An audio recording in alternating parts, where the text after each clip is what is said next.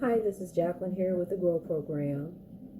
Okay, GROW is a ministry, a movement, and a program.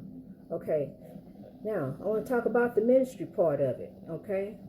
Because I want to give all praises to God, always, as always.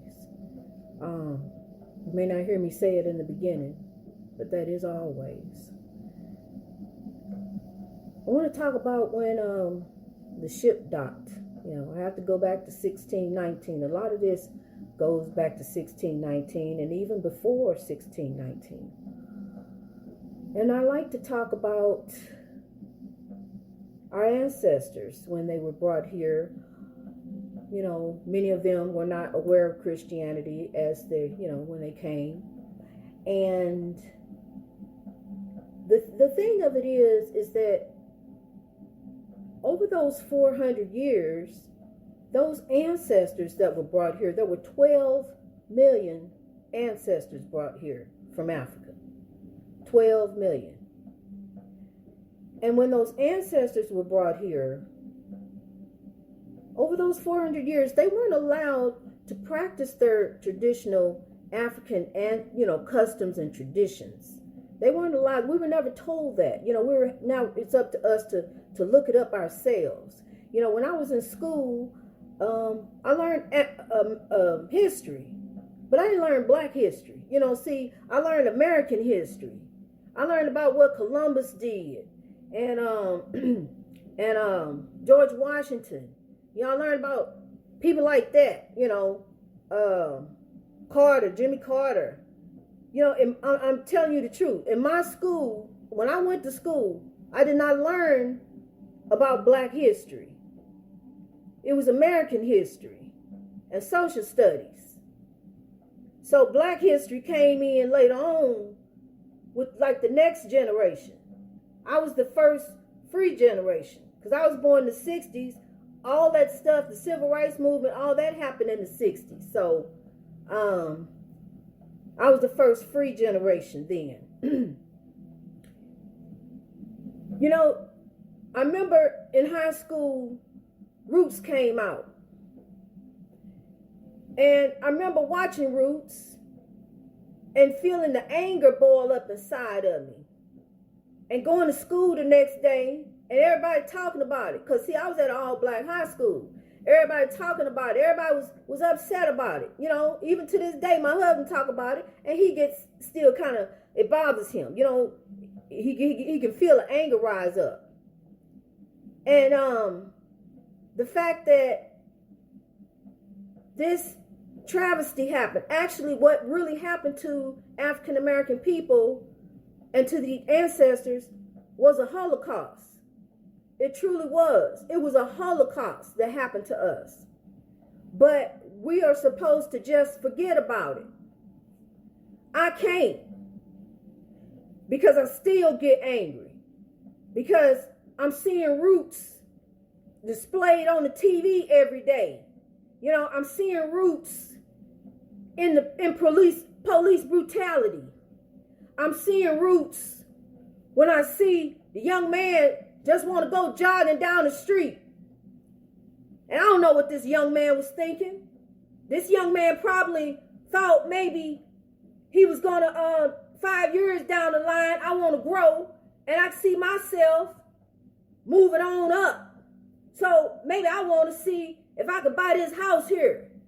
Let me walk in and see if I like how it look on the inside. You see? So he walk in and he looking around and he kind of liked the house. So he walked back outside and he get happy. So he put a little pep in his step and he get back to running again, you see. But here come Roots. He doing all right, running down the street. But here come the Roots. Here come Roots back at him, you see. So as he running down the street, happy in his mind, thinking about the house that he gonna get 5 years down the line. Once he save up some money, build up his credit, work at his job a little longer. But all of a sudden, Roots snatching back. Roots snatching back. Snatching back into reality. And Roots give him a shot in the stomach. There go his dreams. There go his mama dreams. There go his daddy dreams. So, you see, Roots is what we see every day. If you got this color skin, you see it every day. But it's a Holocaust that's still going on. And we supposed to just forget about it. Daniel Cameron, we supposed to just forget about it. It's okay. That life that was lost that night, Mr. Cameron, didn't matter. But the bullet that went in the wall, that's the one that mattered, Mr. Cameron. That's the bullet that mattered. That nobody actually got hurt over there. But Roots grabbed the young lady. Roots did that, Mr. Cameron. Roots grabbed the young lady. And Mr. Cameron, we supposed to just forget about that and go on, Mr. Cameron. I can see that it was difficult for you to stand there and say what you said, Mr. Cameron. But Mr. Cameron, you done forgot who you are. You done forgot, Mr. Cameron, because I'm going to tell you something. They ain't forgot. They ain't forgot who you are, Mr. Cameron. It don't matter how high you get. You're going to still be you, Mr. Cameron. Jay-Z got a song out. I highly suggest that you listen to it. I ain't going to say it here. But I think you know what I'm talking about, Mr. Cameron. I think you should listen to that song in your office with your earphones in, with Breonna Taylor's file on your desk, Mr. Cameron.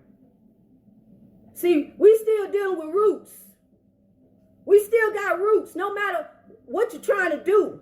You know, your roots, the roots is there. And the roots is what make you angry. The roots is what make you rise up. I still get angry. I've been angry mostly all weekend. But I'm going to tell you something. Instead of me going out there, burning up somebody's building, burning down somebody's business, or taking out on a person who had nothing to do with anything, I will use my voice. I will use my platform. I will write and make phone calls. I will volunteer to go to Congress and speak. I will speak to Donald Trump if I have to. I will talk to anybody to try to make things right. Because I'm going to tell you, we are not going to get reparations. You can forget that. That's not coming.